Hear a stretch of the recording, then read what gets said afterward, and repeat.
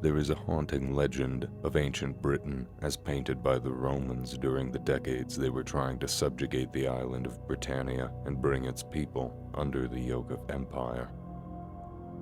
Deep in the shadowy, mist-filled forests of the far-off island, it was said that a mysterious and powerful class of priests, called Druids, worked dark and mysterious magic. To the invading Romans, this magic was evil, sinister, and utterly terrifying to witness firsthand. The Romans, who nailed people to crosses and watched the slaughter of men and animals for sport, they were taken aback by the grisly accounts of one specific Druid practice. What was this practice? Human sacrifice. Mass human sacrifice. The horror the Romans had heard of was the Wicker Man. This was a massive hollow structure in the shape of a man, made of cut timbers and woven branches. This humanoid cage that could have stood more than 15 feet tall would have been filled up with people, and sometimes animals, those who were to be sacrificed by being burnt alive inside the Wicker Man.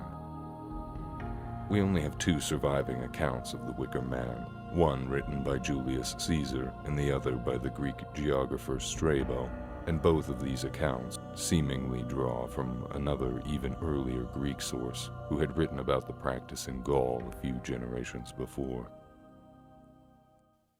In his Commentaries on the Gallic War, Julius Caesar tells us, "They have images of immense size, the limbs of which are framed with twisted twigs and filled with living persons, these being set on fire, those within are encompassed by the flames."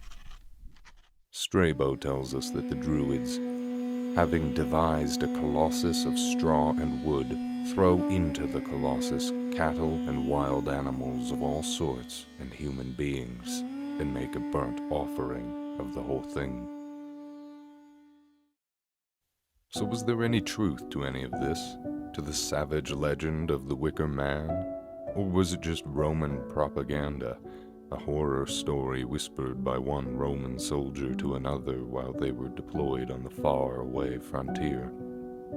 While it certainly seems possible, and other cultures were known to practice human sacrifice in this time, we will most likely never know the truth for certain. Caesar and his contemporaries wanted to paint the pagans of these foreign lands as barbaric and uncivilized, as followers of evil religions and believers in superstitions, so the story of the Wicker Man must have appealed to him. Then again, if Caesar and Strabo really did know of such practices, how else would they have recorded it outside of their writings? It could be that there are fragments of truth in the story, but that the grander details are simply exaggerations of the truth. For example, it may be that the Celts and the Gauls in question did, in fact, practice human sacrifice, perhaps even by burning, but that the detail of humanoid structures is either fabrication or a misunderstanding. Perhaps the Druids really did burn a giant man-shaped structure made of wood and twigs, but not as a form of human sacrifice or mass execution, but rather as a ritual of some kind, a seasonal offering or an annual celebration. Could it be that these ancient peoples had their own form of Burning Man or Guy Fawkes Night? We simply don't know. They say history is written by the victors, but in this case history was written by the civilization that wrote things down. Caesar never actually conquered anything in Britain, at least not during his first trip there in 55 BC. The Druids were a mysterious priestly class, and they left no writings for modern scholars to study, unlike the Greeks and Romans.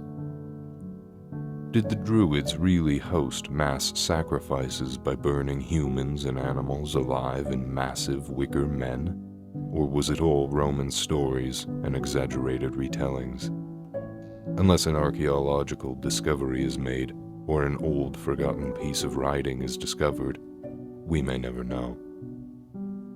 In 1973, a British film called The Wicker Man, starring Christopher Lee, was released and it experienced moderate success, but it also catapulted the idea of the Wicker Man as a concept back into popular culture.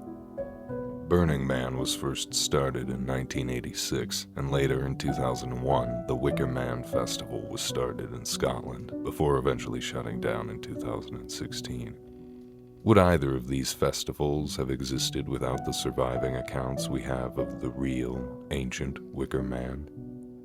Who can say? Hey, thanks for watching the video.